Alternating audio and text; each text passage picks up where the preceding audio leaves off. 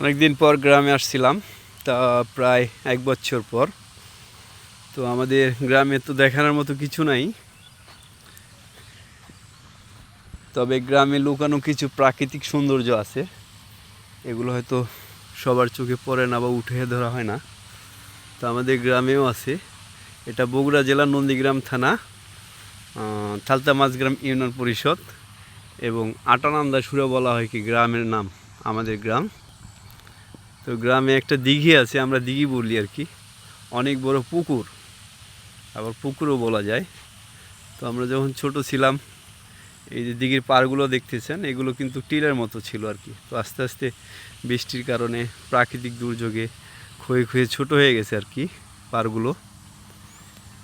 তো আমরা ছোটোবেলায় এখানে গোসল করছি, মাছ ধরছি, কত কিছু করছি, লাফাইছি জাপাইছি। তো এখন এটা মাছ চাষ করা হয় আর কি। দিঘিটার আয়তন 80 বিঘা, পুরা পার জলা মিলিয়ে। আর শুধু জলার আয়তনই আছে 65 বিঘা।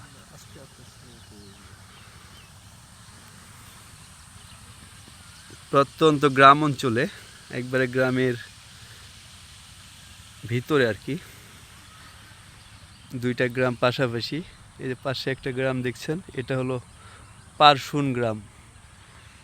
আর দিঘির অপোজিটে যেটা দেখতেছেন সেটা হলো আটানান্দা সুরা। দিঘির এই সাইডটা দুর্গ, এটা দুর্গ।